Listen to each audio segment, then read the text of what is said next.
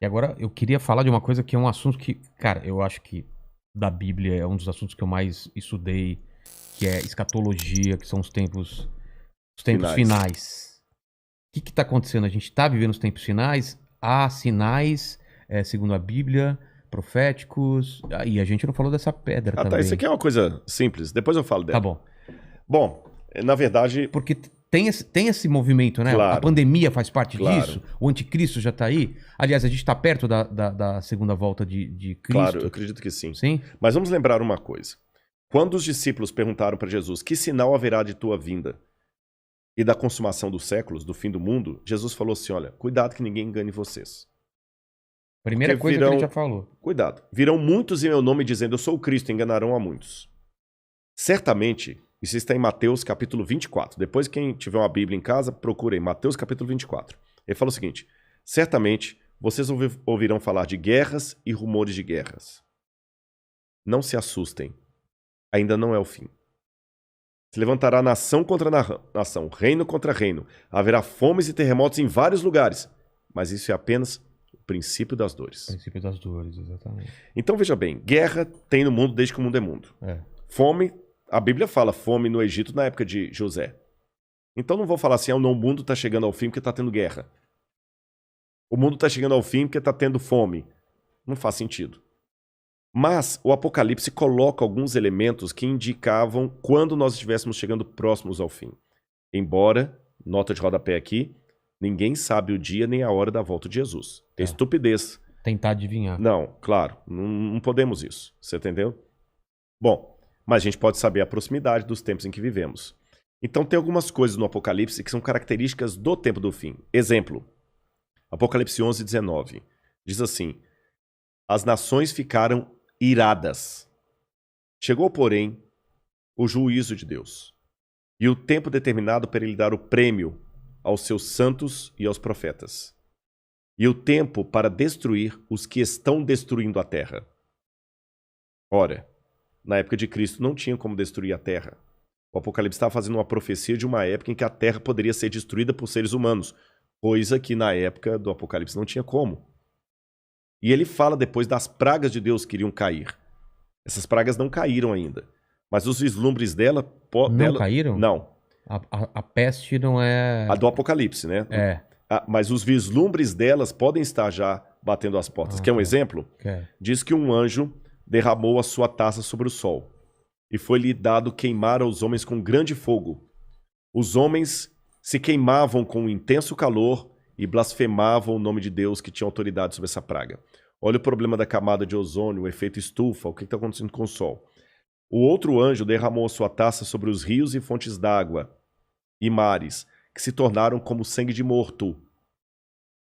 Sangue de morto não é vermelho, dessa cor. Sangue de morto é escuro, é fétido, é quase coagulado.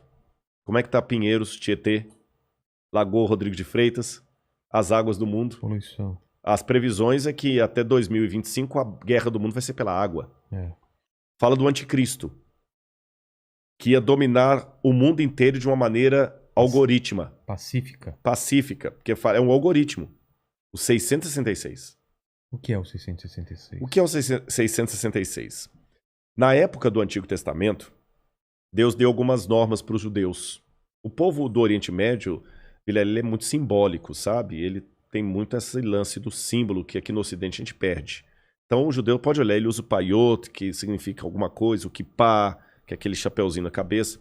E Deus falou o seguinte, olha, vocês vão pegar a lei de Deus, escrever um resumo da lei de Deus e vão colocar por frontal entre os olhos, numa caixinha aqui, e também na mão de vocês. O judeu hoje usa na mão esquerda. Pode olhar aqui no Muro das Lamentações, você vê o judeu orando lá, né? Baruch atah b'shem Adonai Eloheinu melech haolam. E ele vai orando no muro e ele tá com aquela caixinha preta aqui e outra na mão. Aí no Apocalipse a gente vê que o inimigo, o diabo, que se vale do anticristo, assim como Deus envia o Cristo... o anticristo é a versão do Cristo pro demônio. Pro demônio, o anticristo. Ele faz uma paródia de Cristo. Aí, como Deus no Antigo Testamento pediu os judeus para ter a lei de Deus na testa e na mão, o anticristo coloca também um sinal, uma marca na testa e na mão. Então significa uma época em que a lei de Deus vai ser questionada. Nessa época em que a lei de Deus for questionada, diz o Apocalipse, ninguém poderá comprar nem vender, senão aquele que tem a marca da besta e o número do seu nome. Ora, esse número é 666. Aí muita gente pega isso e fala o seguinte, então vou começar a calcular, Hitler dá 666, o Papa, o Saddam Hussein, Bill Gates, até a Ellen White, que é uma pioneira do Adventismo, ela dá 666, mandíbula, todo dá 666, né? No grego está o seguinte, aquele que tem entendimento, calcule. E essa palavra calcule no grego ali é a mesma palavra para faça a contabilidade daquilo que o anticristo vai fazer. E o que o Apocalipse deixa bem claro é que o anticristo vai ser a revigoração do Império Romano, que era o inimigo do povo de Deus. E por que 666? Na cultura da Babilônia, o 6 era o número base para você fazer qualquer cálculo. Era um número divino. Tanto é que quando Nabucodonosor ergue uma imagem, ela tinha 60 côvados por 6. 60 por 6. O 6 era um múltiplo divino. E ali você tem o 666, múltiplo de 6. Agora o Apocalipse fala que ele vai controlar a economia. Os povos da terra vão segui-lo. Ninguém vai poder, falando quem pode pelejar com ele. E o que nós estamos vendo agora é o mundo caminhando pela primeira vez na história para uma unificação mundial. De moeda? De tudo. Parece até teoria da conspiração que eu vou falar, mas não é. O mundo está caminhando para uma unificação. Rodrigo, mas nunca. Aqui no Brasil mesmo a gente vê a briga dos de esquerda com os de direita. O pessoal não está entendendo. Essa unificação não significa unificação de mente, mas unificação de propósito. Que é um exemplo que o mundo pode se unir por um propósito, apesar de se odiar mutuamente? Pandemia. A pandemia. Exatamente. O Irã está usando máscara, Israel também está usando máscara. Os palestinos estão jogando foguete lá em Israel, Hamas, o Hamas, mas o israelense está usando máscara, o palestino também. O egípcio está usando álcool em gel, o iraniano está usando álcool em gel, o americano está usando álcool em gel, o russo está usando álcool em gel, então o Putin está usando álcool em gel. A mesma coisa o presidente do Brasil, o presidente da Argentina, da Venezuela, o mundo parou. Então é possível essa união do mundo inteiro em algumas coisas mesmo. Ela não só é possível, como ela é um caminho sem volta. Por que está falando tanto em criptomoeda? Nós já estamos passando por uma transição do dinheiro. Dinheiro de papel, né? De papel, você entendeu? Dinheiro baseado em tesouro nacional. E o mundo hoje precisa. Isso aqui não é uma defesa do Rodrigo, não é um desejo do Rodrigo. Eu estou falando de uma tendência. Tendência. O mundo precisa se unificar porque existem, Vilela, alguns elementos hoje que estão à solta, como se fossem crianças bagunceiras numa casa cheia de faca, de garfo, de objetos cortantes e letais, sem um adulto para controlar essas crianças. Você jamais faria isso. Quais são as crianças que estão à solta no mundo e precisam de um adulto para controlá-las? Um preceptor, uma babá? Internet. Quem tem domínio da internet? Você na internet você pode encontrar o podcast do Inteligência Ilimitada, mas você também pode encontrar uma fórmula para fazer um coquetel Molotov. O camarada pode assediar você para fazer parte do Estado Islâmico. Quem controla a internet? Nem os Estados Unidos. Não, está na mão de ninguém. Quem controla tráfico de drogas e de armas em nível mundial? Ninguém. Lavagem de dinheiro está aí. O terrorismo está aí e lavam dinheiro. Quem controla bolsa de valores? A economia do mundo não aguenta por mais 20 anos nas mãos da bolsa de valores que é especulativa. Se cair a bolsa de Tóquio, você nunca foi ao Japão, mas você pode perder o seu emprego e essa casa aqui porque caiu a bolsa de Tóquio. O Bradesco pode falir porque teve um crash na bolsa de Nova York. E a gente viu, essa pandemia viu como nós estamos economicamente vulneráveis. Economicamente vulneráveis. Quem controla o terrorismo mundial?